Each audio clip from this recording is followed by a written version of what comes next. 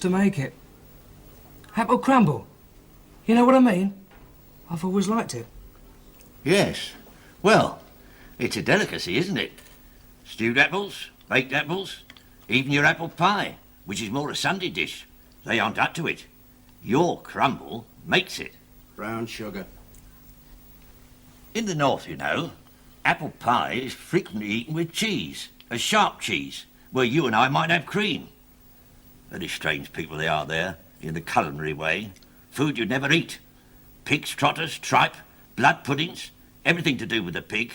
Cow's eels. I did a spell in Halifax jail when I was a younger man. I've been all over in the prison service. I didn't care for it there. I was never drawn to it. Sheep. What? You get that from sheep tripe. There's no connection with pigs. It's the stomach of a sheep. No, no, boy. That's haggis. You're thinking of haggis. You get tripe from the shop, the tripe shop. Sheets of it already cooked. Gelatinous in texture. Have you finished, Gary? Yeah. Very good. Great. Yes, they do a good crumble here. Not always apple, mind. They could do your rhubarb. But there's not the same call for it. I'll hear tomorrow then. Bound to. By midday. The governor comes himself whichever way it goes. Whichever way. Oh, don't worry about that. Well, they're bound to reprieve me. I mean, they can't hang me. I'm only 19. Of course they can't. It was technical. I mean, the defence, like what he said.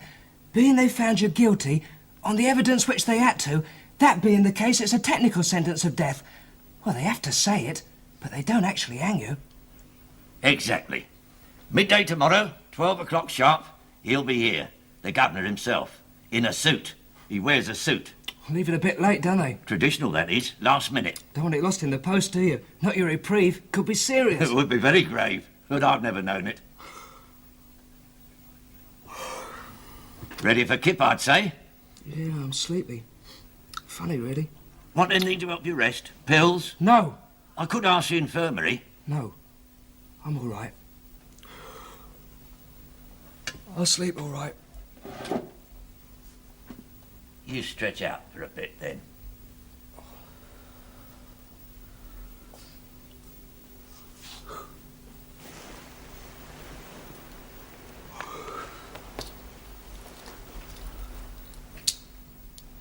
Roll on midnight.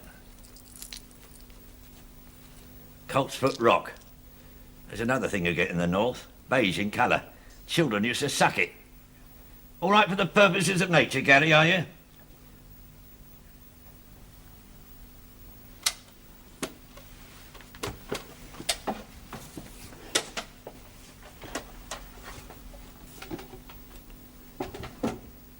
He's out. Ring the bell, then. Coltsfoot Rock.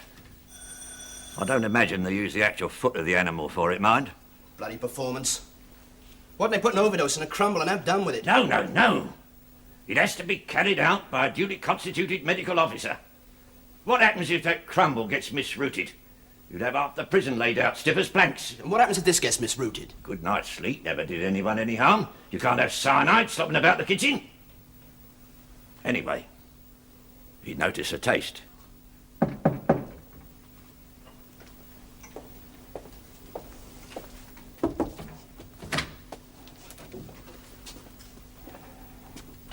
Ready? Yes, sir.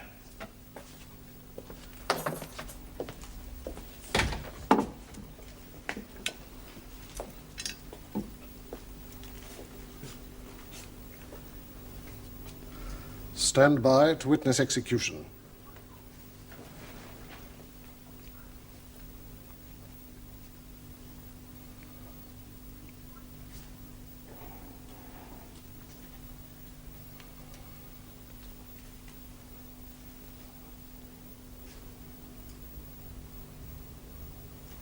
Right. Excuse me, sir. Yes? Why do you rub his arm with alcohol, sir, before you... Sterilize it. Prevents infection. But he's dead. Ah. Very acute. Nevertheless, it's the usual procedure. My people will be around later for the body. Make sure there's no unnecessary noise. You'll sign the papers tomorrow. Good night. Right, sir. Good night, Gary.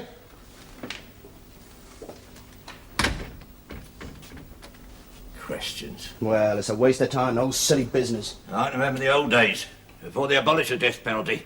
You can't even remember the days before they brought it back. Well, I sat in a cell like this in the old days. Apple crumble and the lot. So it was just crumble then. Nothing in it. We play cards, Monopoly, Ludo. We'd talk. He'd be writing letters. Fellows who never strung two words together to write 'em down. So long as there was some hope, it wasn't so bad. Then one morning, you get the governor, in his suit. The appeal had failed, with no reprieve. After that, it got nasty. Till the end, which was very nasty. Prisoners banging on the bars, shouting. Man himself. Sometimes he'd fight. Mostly you had to carry him. Black bag over his head. Hold him up on the trap. A rope.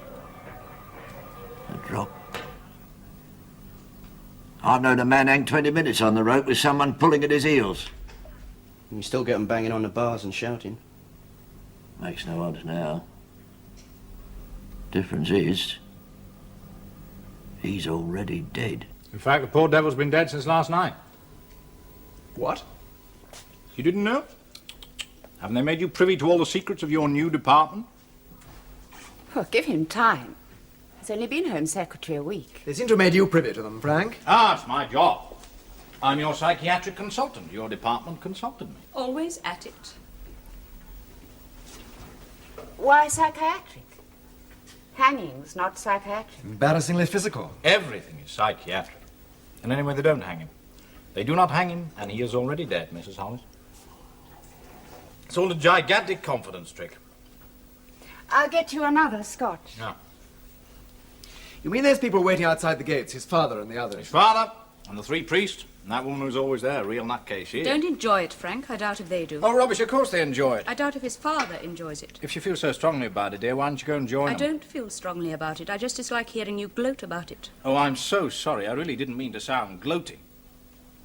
One wouldn't be able to talk about the whole ghastly business at all if we hadn't taken the barbarism out of it. The ritual goes on, well, that's for the public, but in fact what we do in the last few days... We? What the prison authorities do is to build up the condemned man's hopes of a reprieve and then kill him painlessly while he's still hoping. He's drugged, in fact, and then killed. But they have to believe that the execution is 2 days later, or one could never do it without fuss. Frank hates fuss.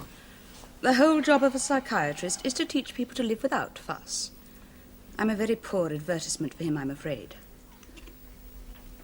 You say the ritual is for the public. Do you mean it acts as a deterrent? Oh, good Lord, no. Nobody believes hanging is a deterrent to murder. The public likes it. Bread and circuses. Ah. Tim's rather late, I'm afraid.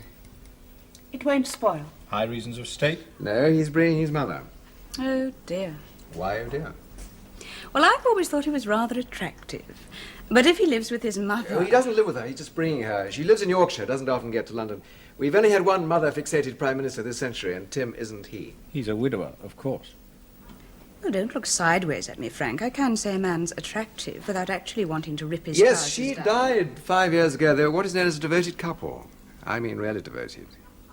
They were perhaps our closest friends. Tim still is a very close friend. No, I'll go. I'm really quite looking forward to meeting a Prime Minister. They're going to hang him in the morning. They shouldn't do that. He's only 19. Steve, you've told me. Yeah, well, I'm bound to dwell on it. He's my mate, isn't he? I mean, I could be where he is now. If I was older and if I hadn't been away getting the crisps. 3 years in an approved school and all I was doing was getting the crisps.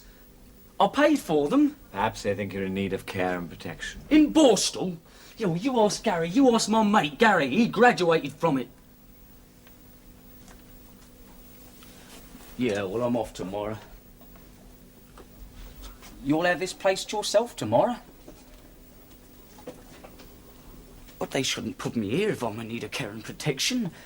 If they can't find a place in Borstal for me immediate, they should leave me be. I can look after myself. Bloody prison. It's only the remand wing. I'm not a hardened criminal. Yeah, that's right. Drugs. I mean, that's like dangerous driving. It's not really crime. Well, I mean, I've done houses in me time. Of course I have. But I paid for them crisps. I shouldn't be here. Well, they got no right to hang him. He's only 19. They are. Turn the bloody lights out. They don't ask. Yeah, well, I'm not accustomed to going to bed at 10:30. Well, I'll tell you straight, it's stupid sending me to Borstal at my age. I'm bound to corrupt someone.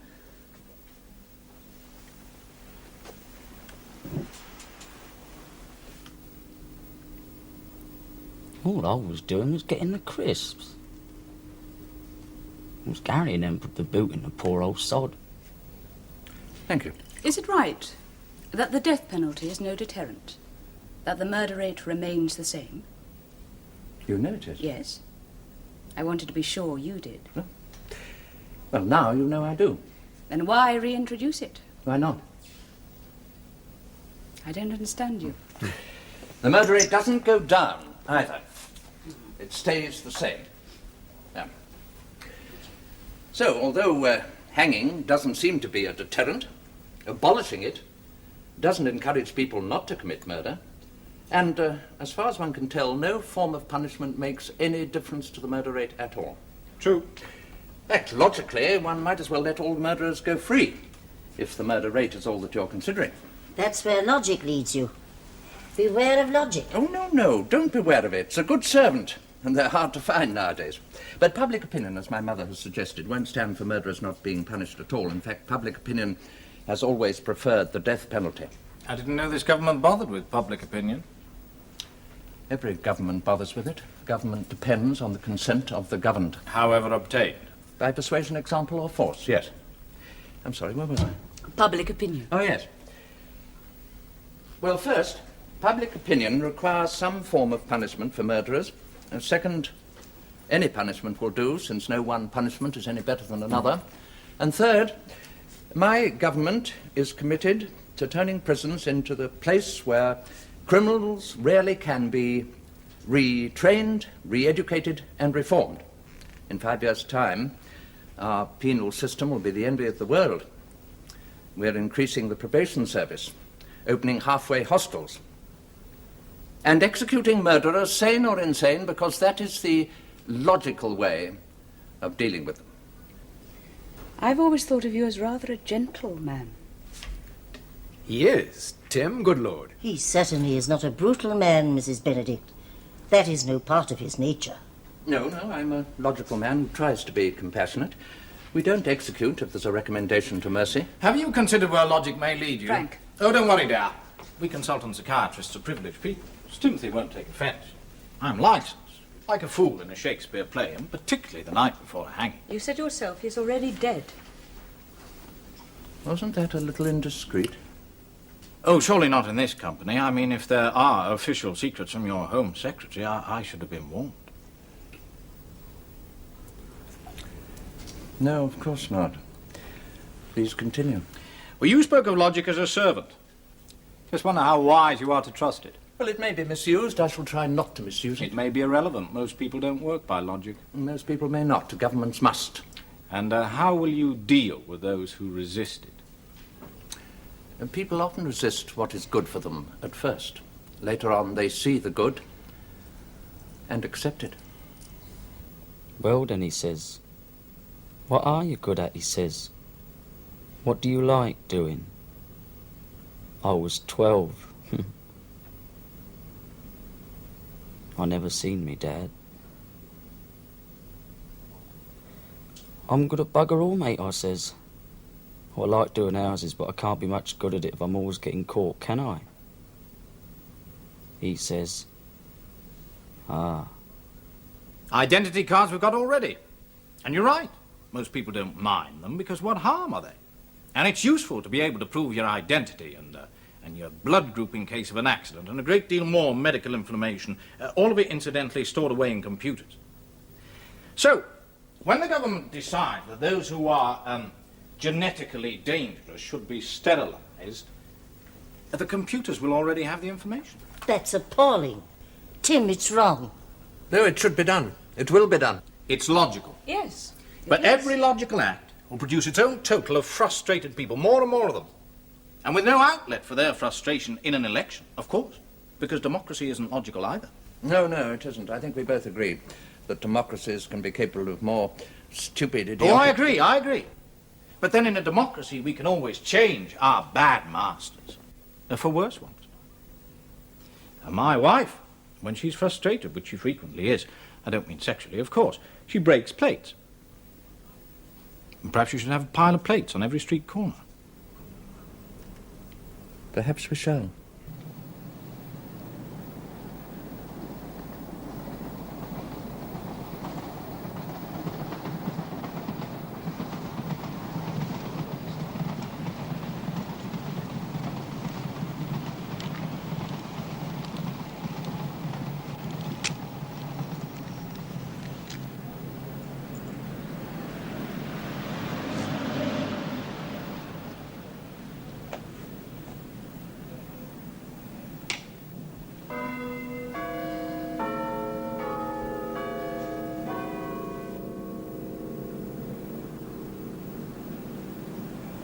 No, there is no evidence that a resistance movement has destroyed an organized government on its own.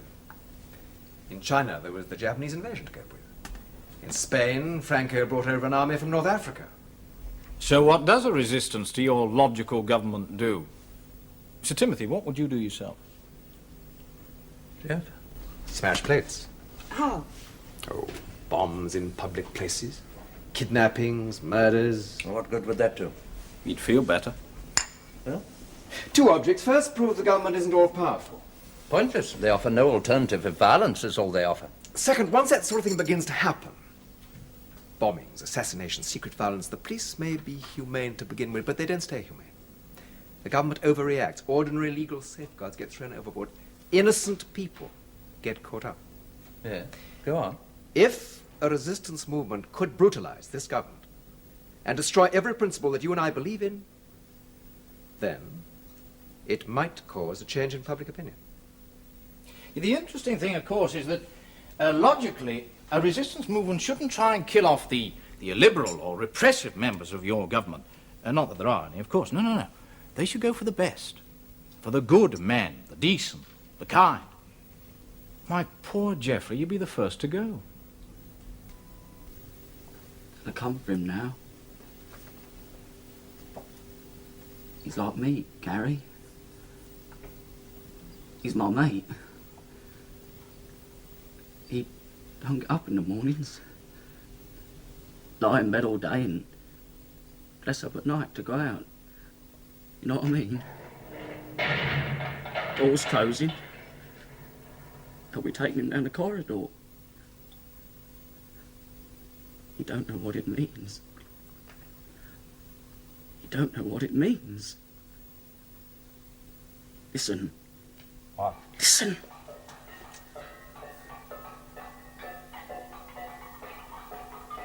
I can hear him in the main wing, shouting. They know. Murderers! Bloody murderers! Let him go! Let him go! Let him go!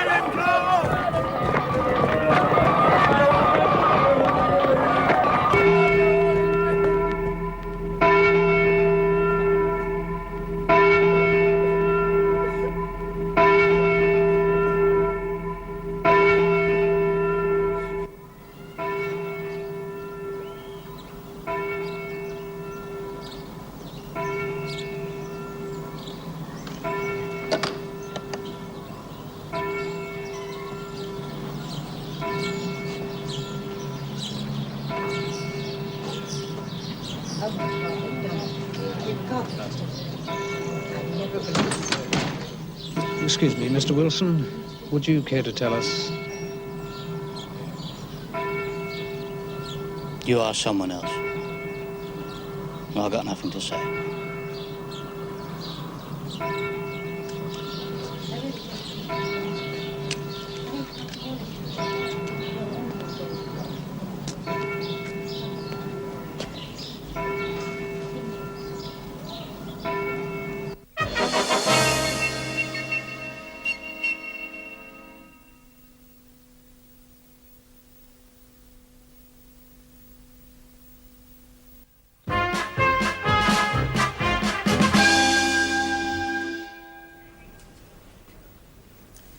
Well, you could ring. Telephone. You could ring. Would give a point to the evening.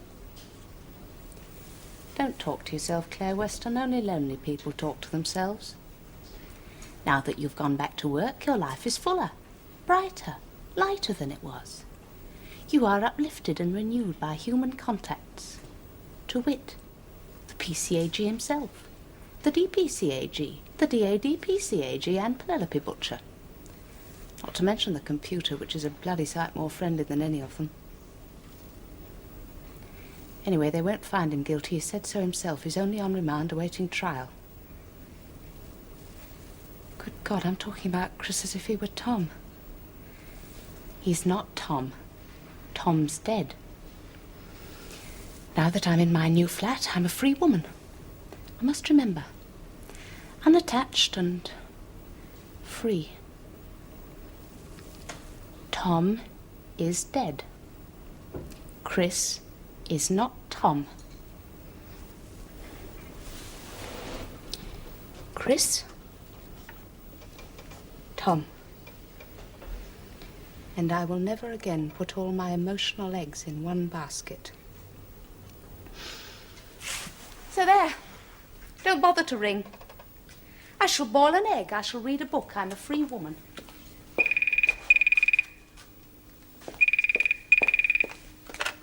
Two 460-948. Speaking. Who? Quarmby. I'm sorry, I don't know anybody called Quarmby. They've asked me to take a look at you because you're clearly not a criminal and they don't want to lock you up. They have to. No, they don't have to. Turning up your identity card causes you more trouble than anyone else. And as for smashing windows at the police station, they can deduct the cost of repairs from your wage packet. But I haven't got a job. Meter reader. No, I'll pack that in. But surely smashing windows isn't a full-time occupation. You could do it in the evenings. They sent me here for you to mock me. If you're determined not to cooperate, why did you come? You're a doctor, aren't you? I mean, you're not a policeman or a bloody magistrate. I'm a psychiatrist, a mental doctor. Thanks, you know what the word means. I'm not mad either. You're to threaten me, is that it? No, I have to decide if you're altogether sane. They had no right to hang him. 19's underage. Not underage to kill, clearly. Well, not responsible. He was tried by jury, found guilty, condemned. Unjustly. Would you undo the murder if you could? There was no murder. There was a fight and a man died. The man was 63. Your son had 2 mates with him and another in the cafe getting crisps. Was that a fight? There was no fight. He called them names, struck at them with his umbrella. That was proved. And they killed him. You can no more undo that than the prison can undo the hanging. They're both in the past.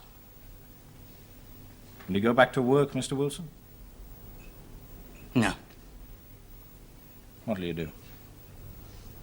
Something. I don't know what. Break something. I see. Well, she's the wife of the man I asked you about. A widow, I should say, since we know he's dead. Well, are you having it off? Serious about her? No, I like her. I'd like to help her. You know my passion for lost causes. Why lost? She was lost when I met her. Lonely, confused. I'm trying to bring her back to life, I suppose. And then drop her? Possibly. I do move on. You make it sound very cold-hearted. No, we are both cold-hearted in some ways, you and I. It's a family characteristic. What have you done to your hands? They hit them against a door. Something's got into you. What is it? It's a doubt. A seed of a doubt. A woman I met the other night. Benedict's wife. Do you remember Benedict? He's our... Tame psychiatrist. Well, he's hardly tame. Seemed a good sort of woman. Direct. Clearly disliked him. And the doubt? She said, I've always thought of you as a rather gentle man.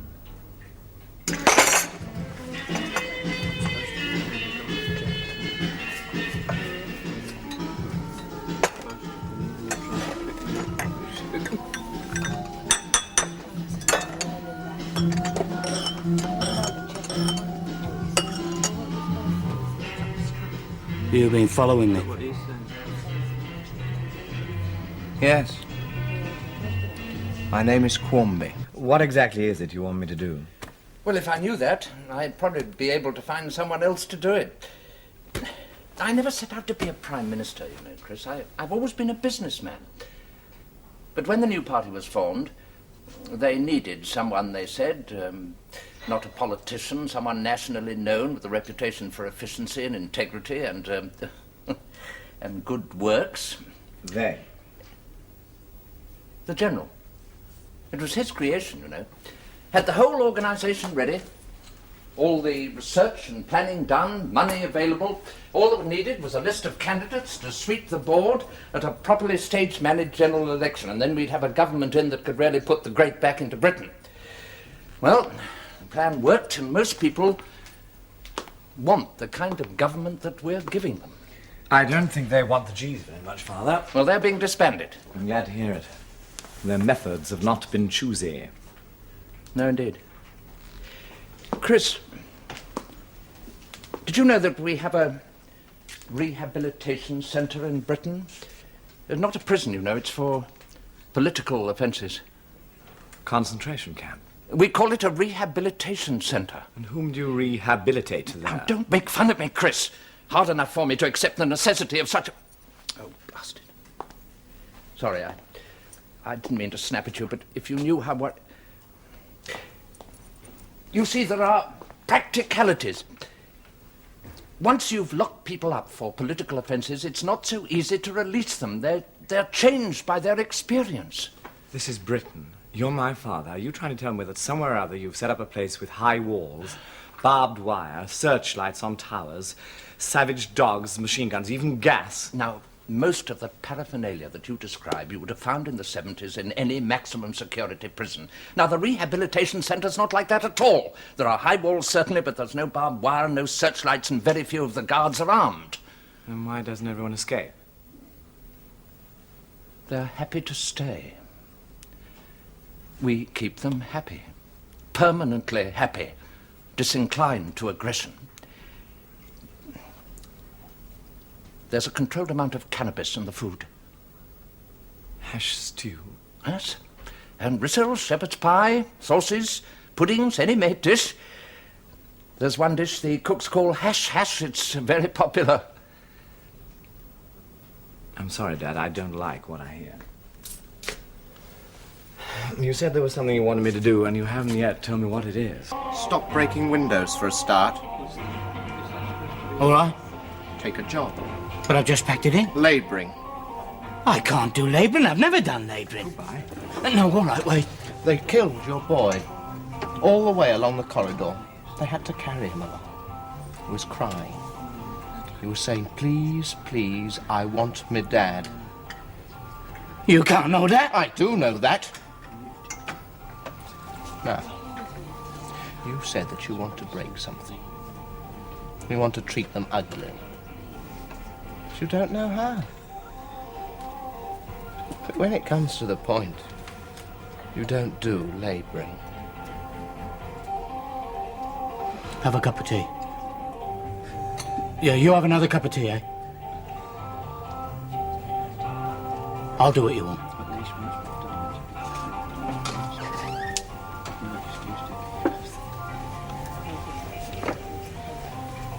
They're building a new prison in Warwickshire. It's nearly finished now. Haunton. There's a quarry close by. It's more convenient for the stone, I imagine. You'll get a job there, labouring. And when you've settled down to it, we'll find you something to break. A spy? No, not a spy. I don't want the sort of information that would put someone else at risk. I don't want names, places, dates. No, if I wanted that sort of thing, I'd hire a professional. Well? I want to understand, Chris. I don't mean ordinary political resistance. There's very little of that, and it's easy to control. But Benedict said the other night that there were frustrations building up. Now, logically, that shouldn't happen unless the system isn't working properly. If I can find the causes of these frustrations, I may be able to do something to put things right. So help me, if you explain my omega to me one more time, I'll leave I you. don't have to explain it, dear. We both know the real reason. Please don't throw that. It's Seb. I know it's Seb! And very nearly irreplaceable.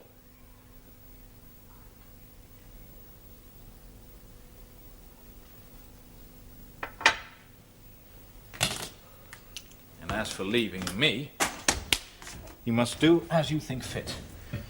Oh, God. I've never prevented you from doing anything you really wanted to do. No. That's the bloody trouble, isn't it? Well? Well, I can try. Now remember, this is not a dangerous assignment. I don't want you to get involved. And the last thing I want is for you to catch somebody. It's the last thing I would do. Because you remember something too, Father. I'm more likely to be on their side than yours. I noticed that you'd simply stopped coming to see me. I wondered why. My migraine stopped. Yes? Your husband died, I'm sorry. How did you know that? Oh, I didn't know that, but it was quite clear. I thought we'd established it, that your migraines were directly linked to fears of your husband's death. It's a very bad attack the first time he put on his new uniform, the promotion attack. I might have got over the fear. It's unlikely. Not without finding out why you had it. You were very much in love. Yes. And that's often a reason for fear. Like a little girl, afraid that someone else will steal her sweeties. And particularly since your husband was older, must have had other affairs and might get tired of you. That's hardly a reason why anybody should kill him. Or anybody but yourself. You see, a children's fears that a parent or a loved person will die usually conceal a wish to kill them. He was killed, and not by you, of course. Not by me. In the course of duty? Yes. And the migraine attack stopped, and you're back at work. Any other odd symptoms of any sort? I'm lonely, if that's odd. I talk to myself sometimes. Yes, one does. Apart from that, I have no interest in neuroses. I'm with a patient, Miss Perry. I'm sorry, Dr. Benedict. Mr. Quarmby's on the line. He said it was urgent. Oh, very well. So sorry. Benedict speaking. Yes, I'm with a patient, I'm afraid. No, I don't think so. I think you should give him what help you can and then leave him alone for a while. Yes, I'm sure there'll be lots of other people for you to help. Yes, goodbye, Mr. Quarmby. Urgent. Funny fella. Private patient. I keep telling him he doesn't need a psychiatrist. Well, nobody does, really, but he pays my quite extortionate fees, so I continue to see him. He has a strange name, Quarmby. Oh, I don't think so. Must be lots in the London telephone directory. Shall we look? Do you know him well? Why do you ask? Someone called Quarmby phoned me the other night. I don't have very many phone calls. And? I didn't quite understand what he wanted.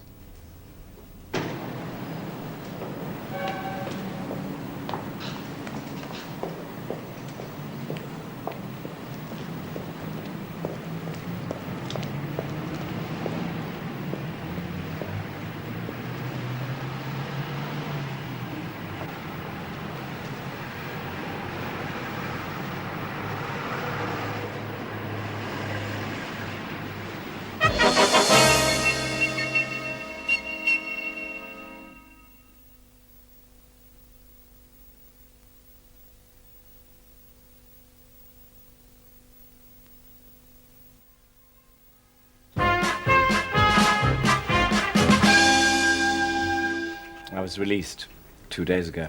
The charges against me were dropped. There was a formal verdict of not guilty. Wasn't in the papers. There's a lot doesn't get in the papers these days.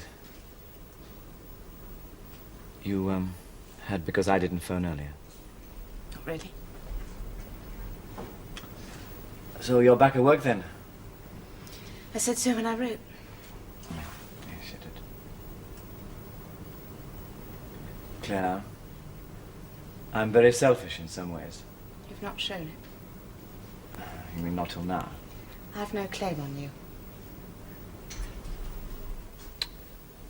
When I was at Cambridge, I lived with a girl for a couple of years.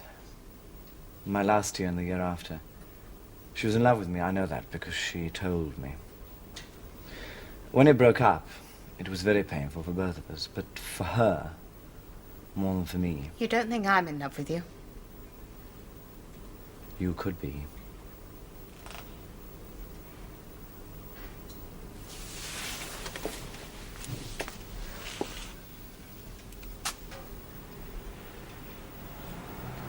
There's a van just passed. The Ferret Cleaning Company.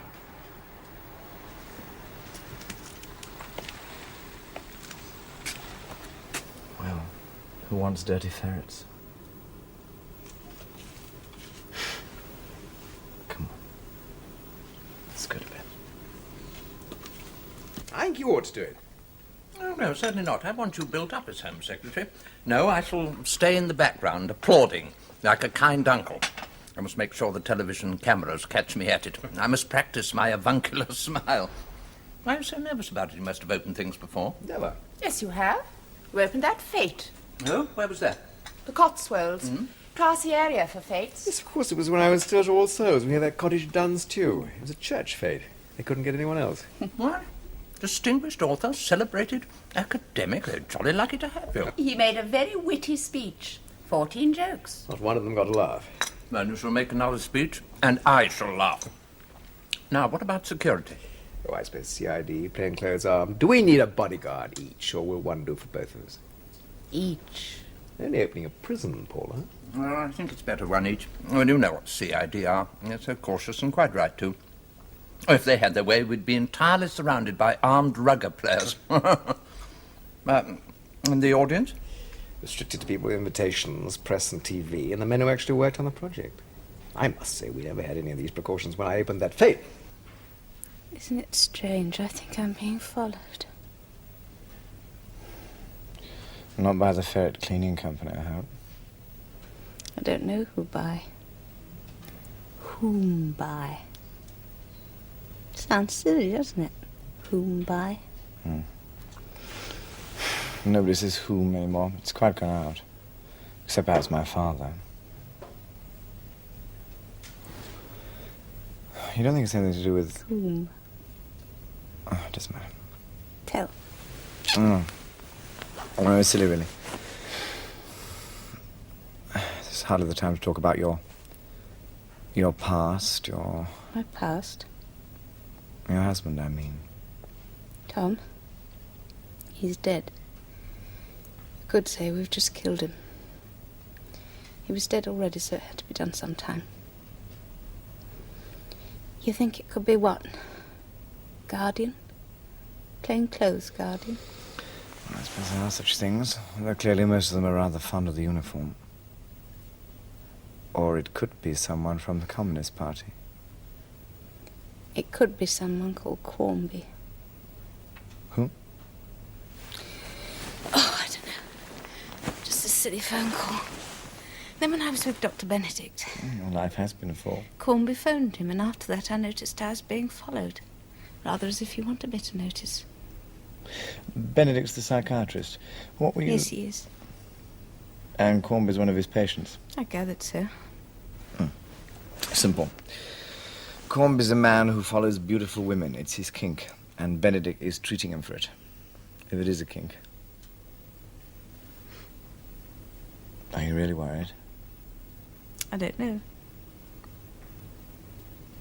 What was the phone call? Nothing, you know, nothing kinky.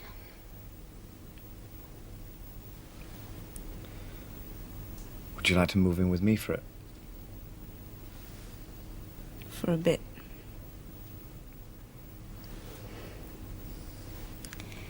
No thanks, love. I'd rather be free. For a bit. What were you doing with the psychiatrist? I used to have these headaches. She's not bothered about her husband. Got over him. Sleeping with someone else.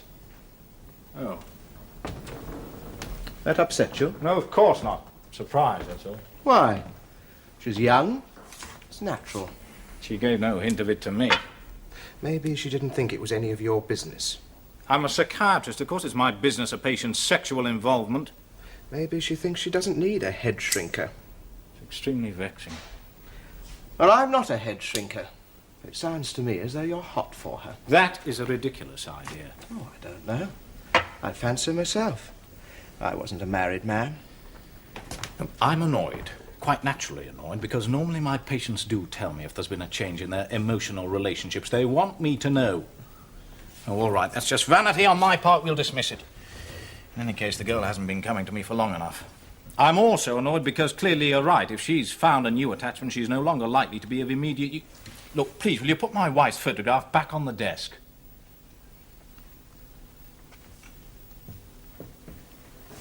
Thank you. And the pity of it is she could be useful since she has access to the data bank. I don't think you should give up on her. Do you want to try Miss Cornby? She is not to be approached by anybody at all, unless we can be quite certain that she'll respond. I suppose I'd better go on seeing her. If you can convince her that she still needs a psychiatrist, now that she's being regularly laid, might give you both pleasure. I think you should know that I have never slept with a patient. I'm in other respects a normal, healthy male with all the usual appetites, and not, as you observe, particularly faithful to my wife, but I find my pleasure outside my practice. Most of your women patients do want to go to bed with you, though, don't they? It's a common phenomenon. It's known as transference. So that when you find one who doesn't, it's bound to whet your appetite. You just be careful that you don't get carried away beyond the bounds of prudence. And your other prospect? People didn't want it. Not at first, not at present. They took against it. Well, we all did. We never had anything like it, you see. And they'll be quite free, you know, Mr. Wilson. It said so in the paper. Free to come and go. Let out to go to work, back inside in the evenings. Just like you and me. Well, what happens if we get unemployment again? You answer me that. 10 years ago, there was a queue right down the street from Banbury Labour Exchange. My Ralph was driving past and saw it.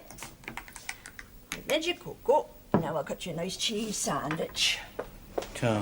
Oh, I'm used to looking after gentlemen since my Ralph died. I can't be idle. It's not my nature. You like it thick. Yeah, thanks. Anyway, a man like yourself, a Londoner, stands to reason. You can't look after yourself. Anyone can see you're used to the family life. I haven't got a family. I told you. Oh, that's right. Your poor wife died and you don't like to talk about it. I never mentioned my Ralph now. And yet, wherever you look, he's all over the house. And no children to take you away. I had a son. He was killed. Would you like to wash up before you leave? I'm afraid there's our dinner things as well. I wouldn't like to, but I will. Oh, well, it doesn't really matter. I'd adore to. I long to. I'm passionate about washing up. I prefer it to sex. And don't break anything. And don't let your egg get cold. What a bossy woman you are in the early morning. You should meet my mother. I don't mean... That's all right. I know you don't. It's a bore being a woman. You're always having to prove you're not... What? Oh, you know. She's the sort of woman you go to bed with on Wednesday, and by Friday her father's asking you what you earn.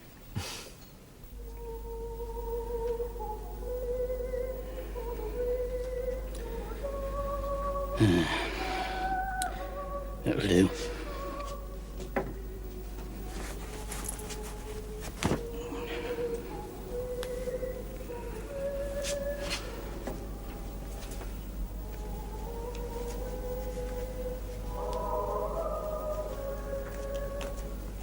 Are you still here, Mr. Wilson? Have you gone?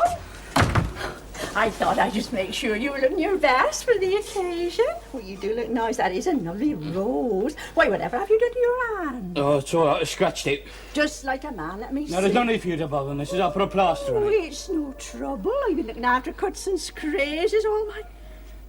Oh, that's nasty cut. That's nasty. However did you do that? That needs a plaster, that does. Yeah, that's what I said. I'll get one. Oh, what a thing to happen on you in your suit. You never did that on my Rosa. Well, I was cutting it and the knife slipped. Knife? My dear man, you don't take a knife to a rose bush.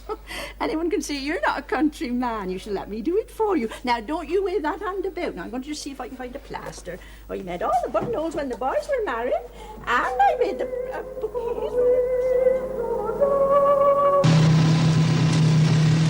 It's all fairly simple. The architect and the chairman of the construction company meet us outside the gate. I don't have to make a speech. Not there, and that comes afterwards at the lunch. They're going to keep the actual ceremony fairly short in case it rains. So, I just declare the place open, move forward into a photoelectric beam. It's all magic, really. And the gates swing open, we all march through. People who actually built the place are drawn up inside in the courtyard. And I simply walk along.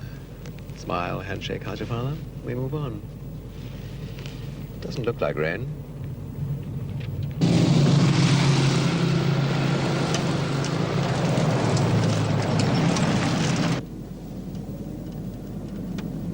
I didn't know you rated a bodyguard.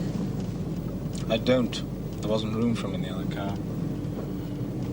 It's a terrible waste of time, this kind of thing, for a man as busy as I am. Makes a change for me, though. Anyway, so many of my own ideas have gone into this place, I couldn't not attend.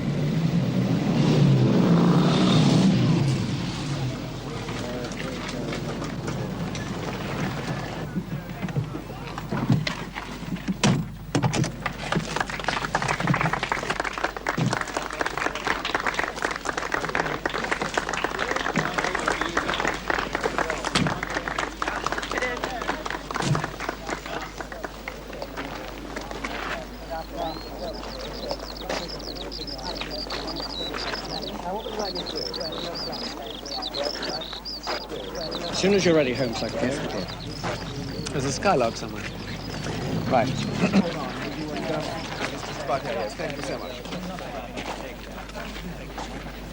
Prime Minister, my Lord Bishop, my lords, ladies and gentlemen, it gives me great pleasure to have been asked to open the Hornton Reintegrative Community Prison, the first of its kind anywhere in the world. It will be, in the very best sense of the expression, an open prison, and I now declare the prison open.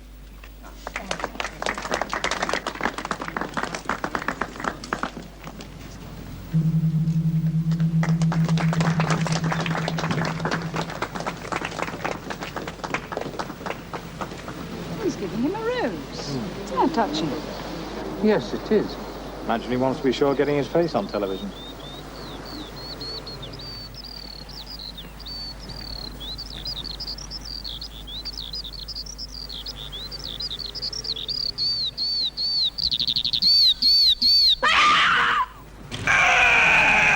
Don't shoot, you fool!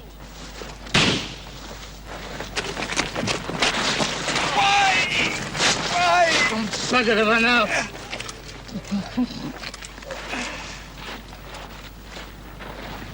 I told you not to shoot. I didn't shoot, sir. Here's my gun.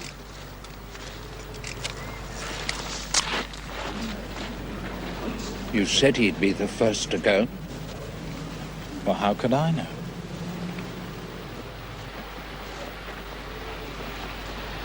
He was my good friend and colleague. I chose him.